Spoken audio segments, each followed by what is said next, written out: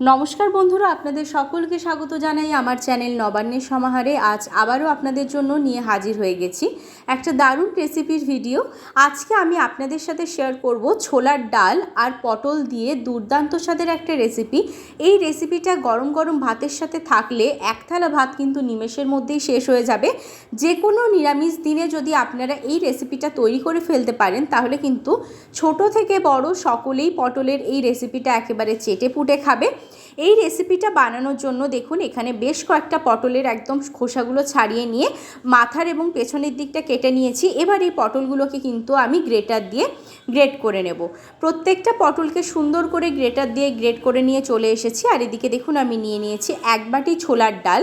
এই ছোলার ডালটাকে কিন্তু মিক্সিং জারের মধ্যে আমি একটা পেস্ট বানিয়ে নেব। তবে আপনারা যদি চান তাহলে কিন্তু এটাকে আপনারা শিলনোড়াতেও বেটে নিতে পারেন, তবে আমি মিক্সিং জারের মধ্যেই পেস্টটা বানাবো। সেজন্য মিক্সিং জারের মধ্যে আমি এখানে সমস্ত ছোলার ডালটা দিয়ে দিচ্ছি। এবার এই ছোলার ডালটা দিয়ে দেওয়ার পর এর মধ্যে অল্প একটু জল দিয়ে আমি কিন্তু এর পেস্ট তৈরি করে নেব। আর এই দিকে দেখুন আমি এখানে নিয়ে নিয়েছি টমেটো, একটা টমেটো নিয়ে নিয়েছি, কয়েক টুকরো আদা আর নিয়েছি দুটো কাঁচা লঙ্কা। এরও আলাদাভাবে একটা পেস্ট তৈরি করে নেব। দেখুন আমি কিন্তু ছোলার ডালের পেস্টটা তৈরি করে নিয়ে চলে এসেছি। এবার এই পেস্টের মধ্যে কিছু উপকরণ মেশাবো। দিয়ে দিলাম অল্প পরিমাণ গ্রেট করা আদা আর কাঁচা লঙ্কা, আর এখানে দিয়ে দিলাম নুন আর হলুদ। এবার খুব ভালো করে এই পেস্টটাকে কিন্তু আমি ফেটিয়ে নেব। আর তার মধ্যে দিয়ে দিচ্ছি আগে থেকে গ্রেট করে রাখা এখানে যে পটলটা ছিল সেটা এর মধ্যে সম্পূর্ণটা দিয়ে দিলাম। দিয়ে দেওয়ার পর কিন্তু খুব ভালো করে এটাকে আমি মাখিয়ে নিচ্ছি। আমি এখানে ভালো করে মেখে নিয়ে আপনাদের সামনে ফিরে আসবো। এখানে কিন্তু দেখুন এটা একদম রেডি হয়ে গেছে। এবার এটাকে আমি রেখে দিচ্ছি সাইডে। এবার অপর দিকে দেখুন এই একটা থালা নিয়ে নিয়েছি, এর মধ্যে কিন্তু আমি একটু সাদা তেল মাখিয়ে নিয়েছি। এবার যে পেস্টটা আমি ভালো করে রেখেছিলাম সেটাকে দিয়ে দিচ্ছি এর মধ্যে, দিয়ে ভালোভাবে চারিদিকটা সমান করে নেব, একদম একটা গোল শেপ দিয়ে নেব। তবে আপনারা চাইলে চৌকো মতো শেপও দিয়ে নিতে পারেন। এখানে আমি গোল শেপ করে নিচ্ছি। দিয়ে কিন্তু অপর দিকে দেখুন আমি অপর দিকে গ্যাস চালিয়ে কড়াই বসিয়ে দিয়েছি, তার মধ্যে পরিমাণ মতো জল দিয়ে দিয়েছি। এবার এর মধ্যে আমি এটা বসিয়ে দিচ্ছি। দেখুন এই যে থালাটা এর মধ্যে বসিয়ে দিয়ে ভালো করে ঢাকা দিয়ে দিচ্ছি। দিয়ে কিন্তু এটাকে আমি 10 মিনিটের জন্য ভাপিয়ে নেব, যাতে খুব ভালোভাবে ভাপানো হয়ে যায়। সেই জন্য গ্যাসের ফ্লেমটা কিন্তু একদমই আমি লো টু মিডিয়ামে রাখছি আর ঢাকা দিয়ে দিচ্ছি। এবার আমি ফিরে এলাম 10 মিনিট পর। এবার আমি ঢাকাটা সরিয়ে নিচ্ছি, দিয়ে আপনাদের একটু দেখিয়ে দেবো যে এটা কত ভালোভাবে হয়ে গেছে। আমি ওপর থেকে একটু হাত দিয়ে আপনাদের দেখিয়ে দিচ্ছি, দেখুন কতটা সুন্দরভাবে এটা হয়ে গেছে। এবার এটাকে আমি সুন্দর করে ঠান্ডা করে নিয়ে পিস পিস করে কেটে নিয়েছি। দেখুন এটাকে এইভাবে পিস পিস করে চৌকো শেপ দিয়ে কেটে নিয়েছি। এবার এটাকে সাইডে রেখে দিচ্ছি। সাইডে রেখে দেওয়ার পর অপর দিকে আমি গ্যাস জ্বালিয়ে কড়াই বসিয়ে দিয়েছি, তার মধ্যে দিয়ে দিয়েছি আমি পরিমাণ মতো সরষের তেল। যেহেতু এগুলোকে আমি ভেজে নেব সেজন্য প্রথমেই বেশি পরিমাণে দিইনি, অল্প পরিমাণে দিয়েছি। এবার এক এক করে এগুলোকে দিয়ে দিচ্ছি, দিয়ে ভালো করে কিন্তু উল্টে পাল্টে আমি একটু ভেজে নিচ্ছি। দেখুন সমস্তগুলো এখানে আমি ভেজে নিয়ে চলে এসেছি। এবার এগুলোকে একটা পাত্রের মধ্যে আমি তুলে নেব। এবার ওই কড়াইয়ের মধ্যেই আমি আবারও দিয়ে দিচ্ছি এখানে পরিমাণ মতো সরষের তেল।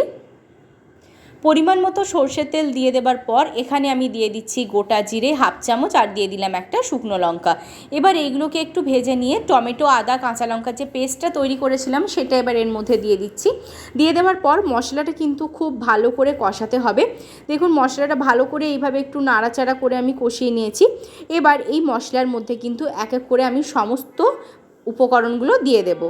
এখানে গুঁড়ো মশলা হিসেবে ব্যবহার করছি পরিমাণ মতন হলুদ গুঁড়ো, মানে হাফ চামচ হলুদ গুঁড়ো, হাফ চামচ ধনে গুঁড়ো, হাফ চামচ জিরে গুঁড়ো, হাফ চামচ কাশ্মীরি লাল লঙ্কার গুঁড়ো, আর দিয়ে দিচ্ছি স্বাদ মতো নুন। আর অল্প একটু জল দিয়ে দিলাম যাতে কষানোর সময় নিচের দিকে গিয়ে লেগে না যায়। দিয়ে ভালো করে কিন্তু এই মশলাটা আমি কষিয়ে নেব। ততক্ষণ পর্যন্ত কষাবো যতক্ষণ না পর্যন্ত সাইড থেকে তেল ভেসে উঠছে, কারণ যত ভালোভাবে মশলাটা কষাবেন তত ভালো কিন্তু রান্নার স্বাদ হয়।